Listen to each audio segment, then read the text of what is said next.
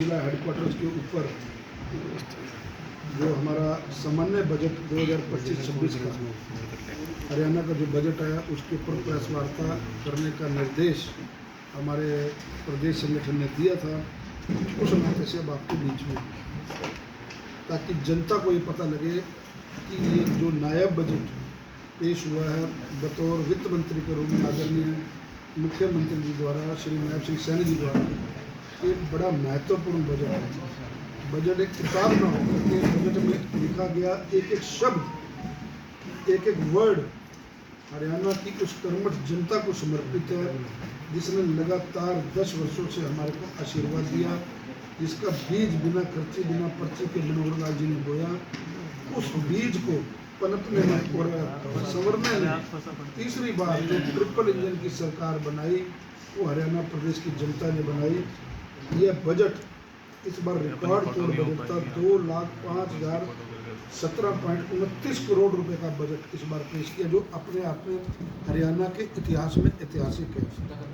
और पिछले वर्ष का जो संशोधित आंकड़ा था 1,80,03,13.57 करोड़, 13.7% ये बजट अधिक है। जनहित के लिए बहुत बड़ी उपलब्धि है। 2,05,000 करोड़ से अधिक का बजट पेश करके माननीय मुख्यमंत्री जी ने जन जन को लाभ पहुंचाने का, जनहित के समर्पित भावना से काम करने का जो संदेश दिया है वह अपने आप में ऐतिहासिक है। दूसरा, इस बजट में सबसे बड़ी जो हमारा बात है वो हमने जो अपने संकल्प पत्र में, विधानसभा का जो हमारा संकल्प पत्र आया था उसमें हमने वादा किया था कि 2100 रुपये प्रत्येक महिला को हम देंगे लाडो लक्ष्मी योजना के तहत। लाडो लक्ष्मी योजना के तहत हम प्रत्येक महिला को 8 मार्च अंतर्राष्ट्रीय महिला दिवस के रूप में जब मनाया गया था, इसको महिला सशक्तिकरण के लिए भी कहा जाता है, तो प्रति माह 2100 रुपये हम इसके लिए देंगे, जिसके लिए इस बजट में 5,000 करोड़ रुपए का प्रावधान रख दिया गया है, ताकि प्रत्येक महिला को जो हमने संकल्प पत्र में वादा किया था वो हम पूरा कर सकें। हमारे इस बजट के अंदर प्रधानमंत्री श्री नरेंद्र मोदी जी ने जो हम सबको एक मूल मंत्र दिया हुआ है, सबका साथ, सबका विकास और सबका विश्वास और सबके प्रयास से, माननीय मुख्यमंत्री नायब सिंह सैनी जी ने हर वर्ग के कल्याण को ध्यान में रखते हुए इस जन कल्याणकारी बजट के अंदर हमारे संकल्प पत्र में जो हमारा घोषणा पत्र था 217 में से 19 वायदों को उन्होंने पूरा कर दिया है और 14 वायदों को जो है उसके ऊपर वो कार्य चल रहा है और 90 संकल्प आगामी वित्त वर्ष में पूरे कर दिए जाएंगे, क्योंकि संकल्प पत्र होता है पूरे 5 वर्ष के लिए। तो 217 वायदों में से 19 वायदों को हमने पूरा कर दिया इस बजट सत्र के तक और 14 वायदों पर हमारा काम चल रहा है और 90 संकल्प आगामी जो बजट वित्त वर्ष आएगा उसके अंदर पूरा करेंगे। ये भी अपने आप में बहुत बड़ी बात है। नमो मेट्रो कॉरिडोर जो करनाल के लिए ऐतिहासिक है।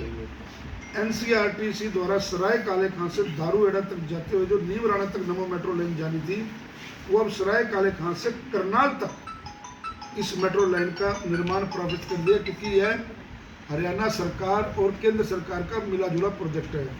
इसके लिए भी हम माननीय मुख्यमंत्री जी का आभार प्रकट करते हैं। जो बात माननीय मुख्यमंत्री जी ने बजट सत्र के दौरान कही, विशेष तौर पर माननीय मनोहर लाल जी का, जो कि केंद्र में मंत्री हैं, पूर्व में मुख्यमंत्री रहे हैं, उनके द्वारा इसका प्रयास किया गया, उनका भी मैं बहुत बहुत धन्यवाद करता हूँ। उसके बाद मुख्यमंत्री जी ने घोषणा की है कि वित्त वर्ष 2025-26 में, ये मैं प्रमुख बिंदु आपको बता रहा हूँ, कि हर शहर में 4 से 5 किलोमीटर लंबी सड़क को, हर जिले में 10 से 15 किलोमीटर लंबी सड़क को एक स्मार्ट मार्ग बनाने का हम लोगों ने संकल्प लिया है। स्मार्ट बाजार के रूप में हर गांव में एक गली, स्मार्ट गली के रूप में उसका कायाकल्प करेंगे। SSS की यह योजना शहरी ग्रामीण विकास के लिए कल्याणकारी साबित होगी।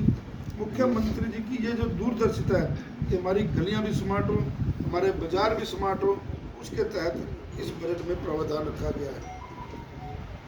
हरियाणा सरकार में के कुल 43 उपक्रम हैं, इनमें से 24 उपक्रम कंपनी एक्ट में व 19 उपक्रम कोऑपरेटिव सोसाइटी एक्ट में आते हैं। इन 43 उपक्रमों का वर्ष 2014-15 में कुल बकाया ऋण जो था लगभग 70,000 करोड़ रुपये था, यह वर्ष 2023-24 में घटकर 68,295 करोड़ रुपए रह गया। तो ये भी कहीं ना कहीं कदम ऐतिहासिक है, इसका भी बहुत बेनिफिट मिला है। इसका यह दिखाता है कि हमारी योजनाएं ज़्यादा खर्चीली नहीं रही, हमने अंकुश लगाया अपने आप में। ये इन ऋणों को कम करना सरकार की बहुत बड़ी उपलब्धि है। युवाओं के भविष्य के लिए, उनके सर्वांगीण विकास के लिए हरियाणा के महाविद्यालयों में, विश्वविद्यालयों में विद्यार्थियों एवं अध्यापकों द्वारा अनुसंधान को बढ़ावा देने के लिए हमने 20 करोड़ रुपए की प्रारंभिक आवंटन राशि उसके लिए तय करी है। ये भी अपने आप में एक बहुत बड़ी बात है। माननीय मुख्यमंत्री जी ने हर विधायक को 5 करोड़ रुपए की राशि विकास कार्य में करने के लिए एक ग्रांट सैंक्शन की है। मैं समझता हूं कि हरियाणा के इतिहास में ऐसा पहली बार हुआ है। विधानसभा के विकास कार्यों को इन 5 करोड़ रुपए के माध्यम से, कहीं किसी की कोई मांग है, किसी की कोई धर्मशाला है, कहीं कोई अपना सोलर प्लांट लगना है, कहीं कोई और डेवलपमेंट के काम है, चाहे वो गांव में है चाहे शहरों में है, ये 5 करोड़ रुपए की राशि हर विधायक को दी गई है, समान सब विधायकों को।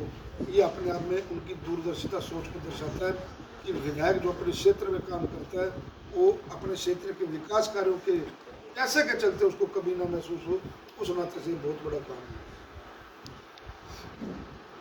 मुख्यमंत्री जी द्वारा देश के यशस्वी प्रधानमंत्री जिन्होंने एक राष्ट्र एक विधानमंडल की जो सोच की बात कही है, हरियाणा सरकार ने उसको भी इस बजट में रखा है, उसका समर्थन किया है। पूरे देश में एक साथ चुनाव हो, उससे खर्चा भी बचता है, लोगों का समय भी बचता है, टाइम भी काफ़ी बचता है, और सब जब एक प्रकार की सरकार बनेगी तो विकास कार्य और तीव्र गति को पड़ेगी। मुख्यमंत्री द्वारा दुर्घटनाओं के दौरान ट्रामा में होने वाले इलाज की सुविधाओं में बढ़ोतरी के लिए 14 जिलों में करनाल सहित जिला अस्पतालों में 70 एडवांस लाइफ सपोर्ट एम्बुलेंस एवं अन्य संरचनात्मक सुधारों के लिए भारत सरकार ने वर्ष 2025-26 में 200 करोड़ रुपए के निवेश को स्वीकृति दी है, जिसमें करनाल भी शामिल है। इससे मेडिकल फैसिलिटीज़ बहुत बढ़ेंगी, चाहे वो इक्विपमेंट्स के रूप में हो, औजारों के रूप में हो। जनता को मूलभूत सुविधाओं से, स्वास्थ्य सुविधाओं से महरूम नहीं होना पड़ेगा। इसके लिए भी मैं मुख्यमंत्री जी का बहुत बहुत धन्यवाद करता हूँ। उसके बाद जो भविष्य सक्षम बनाने के लिए डिपार्टमेंट ऑफ फ्यूचर नाम का एक नया विभाग बनाने की घोषणा की है, ये अपने आप में ऐतिहासिक है। फ्यूचर विजन ऑफ हरियाणा जो कि प्रदेश को नई पीढ़ी को सीधा लाभ देगा, इस प्रकार का डिपार्टमेंट ऑफ फ्यूचर जो विभाग है, ये अपने आप में बहुत बड़ी उपलब्धि है।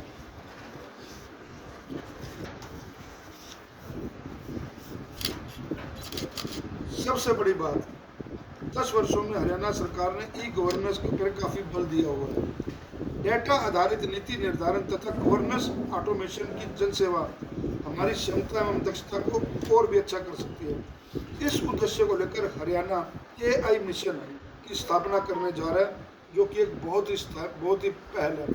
इलेक्ट्रॉनिक और सोशल मीडिया का ज़माना है। आज खबर आप यहाँ बोल रहे हैं और लोग पूरे विदेश में बैठे हुए अपना इस टेलीकास्ट को लाइव देख रहे हैं। तो इस प्रकार के जो AI मिशन के जो नई नई टेक्नोलॉजी जो हमारे मुख्यमंत्री जी उस सोच को बढ़ा रहे हैं, इसके लिए भी मैं उनका धन्यवाद करता हूँ।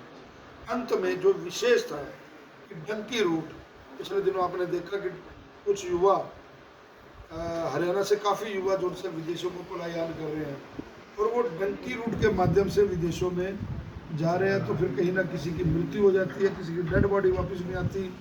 बहुत ही मतलब दर्दनाक हादसे पीछे कई हुए और माता पिताओं को अपने प्यारे बच्चों को अपने हाथ से खोना पड़ा।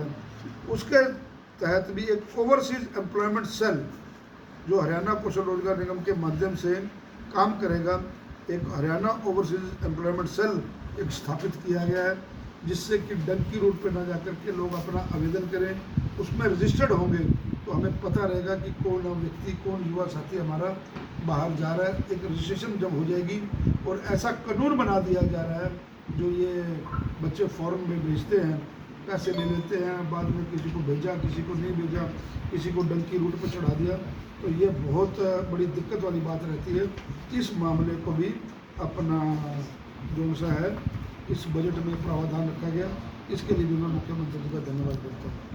अस्पताल और डिस्पेंसरी बनाने के लिए करनाल की बात करूँ तो HICDC सहित गोरंडा, कैथल, कुरुक्षेत्र एक नई ESI दिल्ली को रियायती दरों पर भूमि दी जाएगी, ताकि जिससे करनाल के लोगों को लाभ मिलेगा।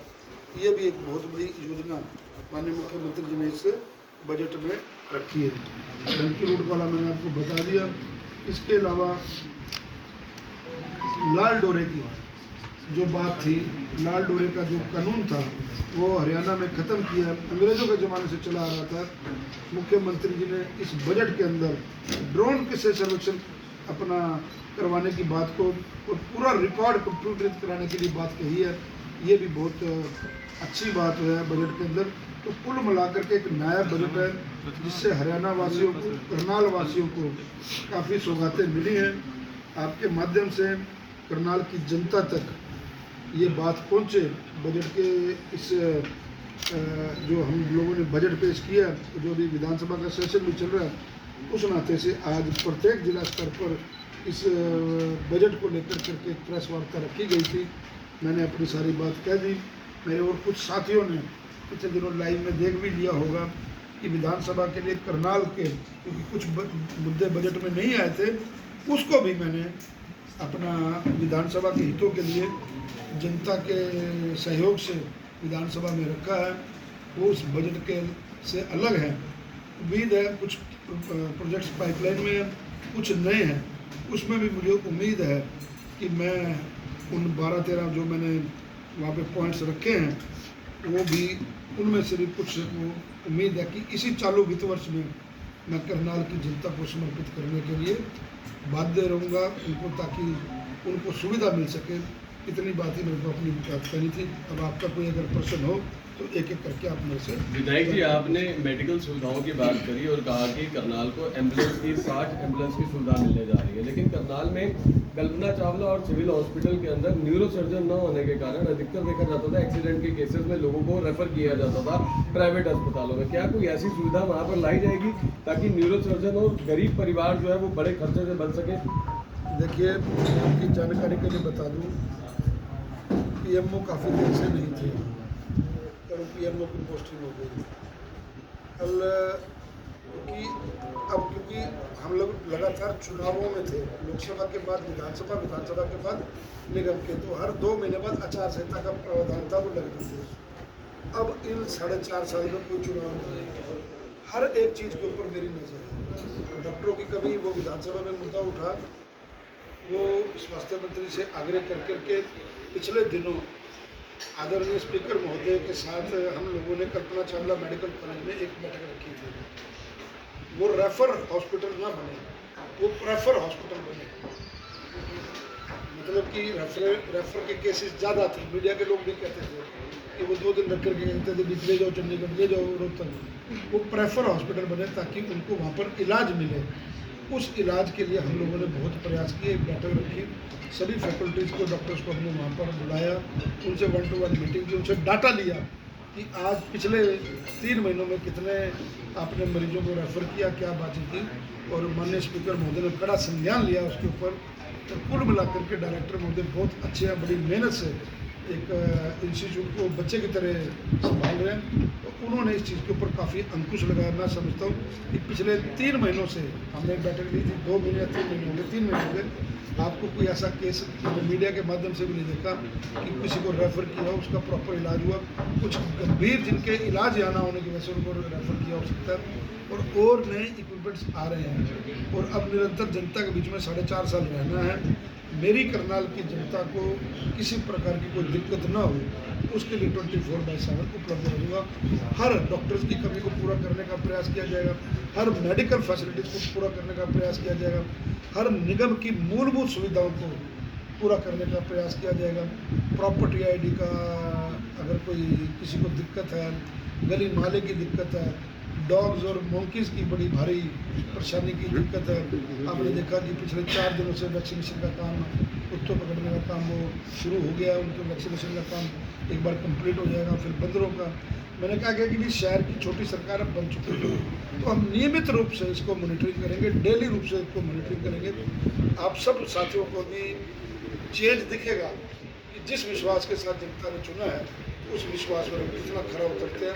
ये रिपोर्ट कार्ड तो आप सब लोगों ने तय करें। विधायक जी करनाल के सरकारी अस्पताल लेकिन अल्ट्रासाउंड के लिए आज भी नीट रखी जाती है। 2-3 महीने रेडियोलॉजिस्ट एक ही है और वो अल्ट्रासाउंड के लिए ही मैंने अभी मुनीष जी ने वो सवाल किया था, रैना जी ने उसी सवाल को दोबारा दोहराया और आपने भी उसका मैंने जवाब दे दिया। आप अब कोई आचार संहिता नहीं है, अब आपा को काम करना है, चाहे अल्ट्रासाउंड हो चाहे रेडियोलॉजिस्ट हो, उसके ऊपर जल्द ही कार्रवाई करा के करनाल की जनता को वो भी संबोधित करें। सर शहर में पूरे जगह 10-10 कदम का कहने का इमिग्रेशन की दुकान खुल रही है, ये कह सकते हैं, क्योंकि अगर क्या कोई गाइडलाइन आई है कि किस प्रकार से क्या रहेगा? इसके बारे में एक सख्त कानून विधानसभा में बनने जा रहा है और आप देखेंगे कि युवाओं के हितों के अंदर उनके साथ धोखा ना हो, उसके ऊपर ट्रैवल एजेंटों के ऊपर पूरी नकेल कसी जाएगी। फायर ब्रिगेड का मुद्दा आपने उठाया था जो गाड़ियों को लेकर, उसका कोई समाधान निकला था? क्योंकि कल भी एक ऐसी घटना मैंने सामने फायर ब्रिगेड का मुद्दा इसलिए उठाया था, कल रात को ही मेरे को, मैं करनाल देर रात नहीं पहुंचा, मुझे कुछ मीडिया साथियों ने बताया शायद किसी होटल में आग लगी थी। अब क्या क्योंकि शहर में सिंगल पिलर फ्लाईओवर बन रहा है, उस वजह से जाम की स्थिति रहती है। कुंडला गेट में फायर ब्रिगेड होने के कारण और सेक्टर 4 में होने के कारण शहर बढ़ गया है, 3.5 लाख की आबादी का हो गया है, 2 लाख से 3.5 लाख डेढ़ा हो गया है। सड़कें उतनी की उतनी, सड़कें तो ज़्यादा चौड़ी हुई, तो फायर ब्रिगेड को पहुंचने में कहीं ना कहीं समय लगता है। जब तक फायर ब्रिगेड के मैंने 2 स्टेशनों की मांग की है, एक सेक्टर 32 में और एक लाइन पार काछवा क्षेत्र में, ताकि वहाँ भी 2 फायर स्टेशन बन जाए, एक सेक्टर 32 में और एक यहाँ हो।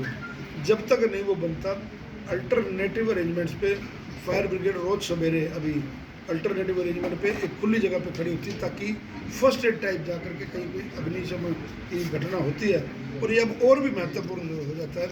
गर्मियों में अक्सर हमने देखा है कि आग लगने की जो घटनाएँ हैं वो हीट की वजह से बढ़ जाती है, तो इसका स्पेशल प्रिकॉशन लेकर के इसके ऊपर मेरी नज़र बनी हुई है। शहर की जनता को सेफ रखना, शहर की जनता को अपना किसी चीज़ की दिक्कत ना हो, ये प्राथमिक और पहली मेरी जिम्मेवारी है। उसके ऊपर मैं ये सब कार्य करूँगा ताकि विधायक जी सारी सड़कों में गड्ढे की स्थिति बहुत बढ़ चुकी है। सरकार द्वारा कॉलोनियों को, वैध जिन कॉलोनियों को किया गया था बीजेपी के द्वारा, उनके कुछ एरियाज पैच अनअप्रूव्ड रह गए हैं, वो आज तक पूरे नहीं हुए। मुख्यमंत्री संवाद कार्यक्रम में भी दरखास्त दी गई थी।